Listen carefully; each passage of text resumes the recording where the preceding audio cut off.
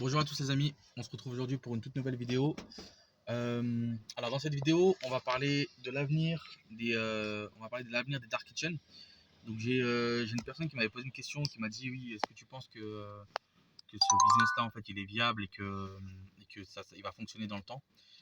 Déjà premièrement moi la question m'avait déjà un peu étonné parce que c'est comme si on me disait si la restauration va toujours fonctionner, si les gens vont toujours manger au restaurant, tout ça.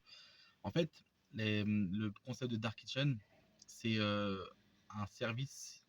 On utilise un nouveau service, en fait. On utilise les plateformes pour justement faire de la restauration et sans investir des mille et des cents. Alors, bien évidemment, c'est un business qui va continuer, qui va perdurer.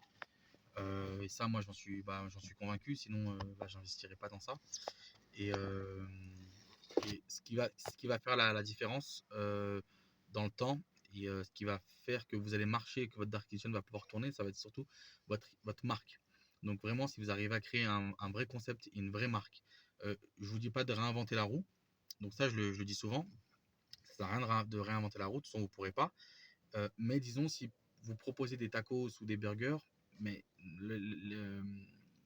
l'idée, ça va être justement de faire des tacos différents des autres, avoir une image de marque différente des autres. Euh, Aux tacos, en- quand ils sont arrivés sur le marché, bah, au niveau marketing, les mecs, ils étaient super forts. En proposant le Giga Tacos, ce défi-là, ça en a fait parler dans toute la France. En termes de visuel aussi, les visuels qu'ils avaient. Enfin, voilà. Donc vraiment, l'idée, ça va être vraiment de faire une vraie image. Et c'est comme ça qu'au tacos se distingue des autres tacos. Sûrement dans votre ville, vous avez des tacos qui sont beaucoup mieux et qui sont meilleurs que au tacos. Mais au tacos, c'est la marque, c'est la référence aujourd'hui dans le tacos. Euh, et comment ils ont réussi à être cette référence-là, et on pense toujours à eux, c'est souvent parce qu'ils ont cette image de marque forte. Donc vous, ça va être pareil. Lorsque vous allez monter votre dark kitchen, et sur les plateformes, les visuels, les photos que vous allez avoir, faut faire des vraies photos professionnelles. Faut vraiment investir dans son image, dans des visuels de qualité, etc. Donc vraiment, c'est ça qui va faire la différence. Et après, en plus, si vous arrivez à avoir un concept qu'il n'y a pas dans votre ville, et ça c'est magnifique. Vous arrivez à proposer quelque chose qu'il n'y a pas dans votre ville, là vous avez, disons que vous avez tout gagné et puis vous pouvez maximiser sur ça. D'accord. Euh, donc voilà, moi je pense que ça a de l'avenir, que les dark kitchens ont de l'avenir, et que de plus en plus de restaurateurs vont s'y mettre. Là, nous, le restaurant, on a ouvert un nouveau restaurant, et le restaurant où on est, juste à côté de nous, il y a un autre restaurateur qui, lui, de base, fait des pizzas. Et le gars, en fait, il fait que des pizzas, il est là depuis 4-5 ans, voilà, ouais, depuis 4-5 ans, il est là. Et il a d'autres restaurants sur Uber. Il va proposer des wok, il va proposer des sandwichs, des tacos. Enfin voilà, il a créé d'autres marques sur Uber.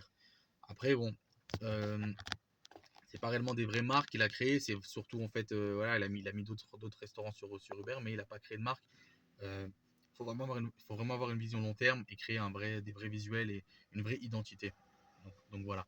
Donc ça, lui, c'est un restaurateur. Je prends son exemple, c'est un restaurateur, voilà, qui a comme une expérience, qui a un certain âge. Euh, il est ici depuis 4-5 ans, mais il a quand même une grosse expérience dans la restauration.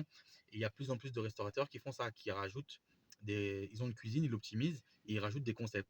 Parce que justement, c'est un supplément, c'est des revenus supplémentaires pour leur affaire. Ils ont leur restaurant, ils sont spécialisés dans la pizza ou je sais pas, dans la tartiflette, je dis n'importe quoi. Et justement, pour optimiser leur cuisine, ils rajoutent d'autres choses.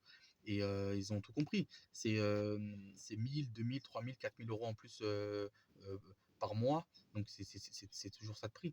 Donc, voire parfois plus, selon la visibilité. Donc voilà. Moi, j'ai confiance. Donc, après, voilà. Après, c'est comme tout business. C'est comme tout dans tous les business. À chaque fois, on va se poser des questions. Est-ce que ça va fonctionner? Est-ce que c'est viable? Est-ce que c'est pas une arnaque? Ou est-ce que les prix. Il y a aussi beaucoup de personnes qui me parlaient de ça, des prix, qui me disaient ouais, que en gros, ça ne fait pas fuir les clients lorsqu'ils vont sur les plateformes et qu'ils voient des prix avec la commission, tout ça. Aujourd'hui, Uber, Deliveroo, c'est devenu un luxe, hein. C'est devenu un luxe, c'est-à-dire que Les gens, quand ils vont sur Uber ou Deliveroo, ils savent pourquoi ils vont sur Uber, ils savent à quoi s'attendre en termes de prix. Donc voilà. Ça, faut vraiment pas avoir peur par rapport au prix. Vous, du moment que vous arrivez à bien calculer votre marge, à bien calculer le coût de revient de vos produits et que vous arrivez à calculer votre rentabilité, il n'y a pas de souci, vous mettez le prix qu'il faut mettre. Sur ça, faut vraiment pas avoir peur. D'accord.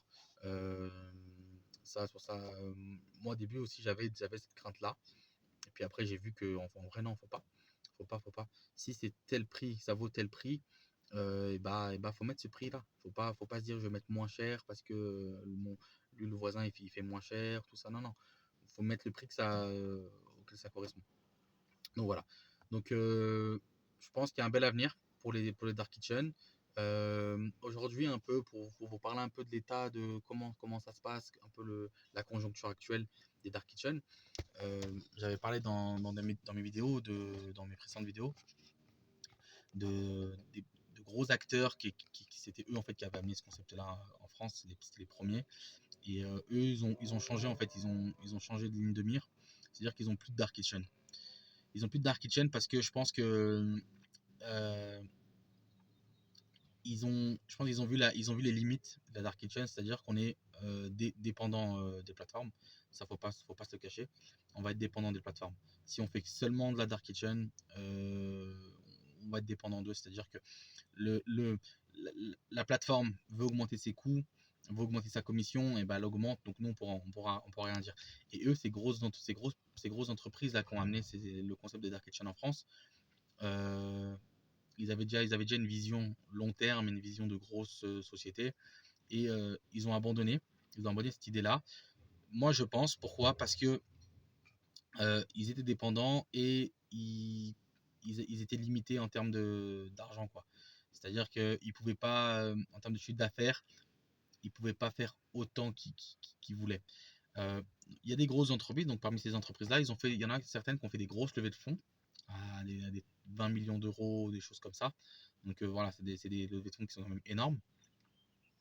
Et ils se sont mis à développer en fait des marques et à vendre ces marques-là sous forme de licence à des restaurateurs. Donc ça, c'est l'évolution un peu que les dark kitchen prennent. Et ça peut être intéressant pour ceux qui s'intéressent. Moi, je suis en train de me renseigner justement par rapport à ça.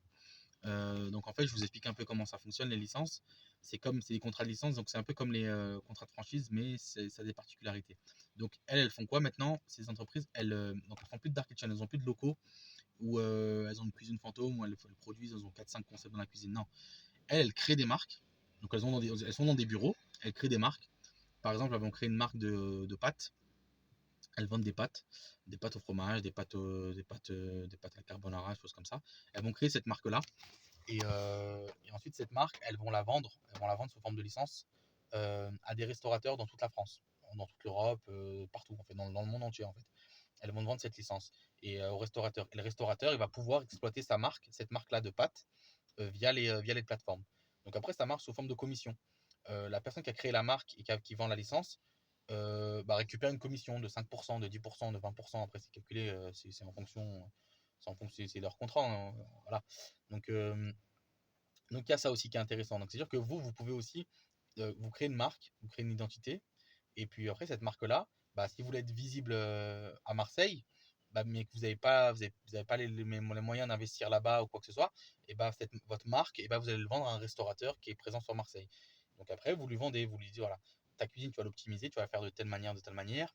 Pour faire des pâtes, tu vas avoir besoin de tel matériel, tel matériel. Donc nous, on te fournit tout ce matériel-là. La publicité, c'est comme si c'est la marque, c'est la publicité, c'est vous qui vous en occupez. Donc, vous allez créer un site internet sur cette marque-là, vous allez créer un Instagram, voilà, tout le marketing, vous allez gérer ça.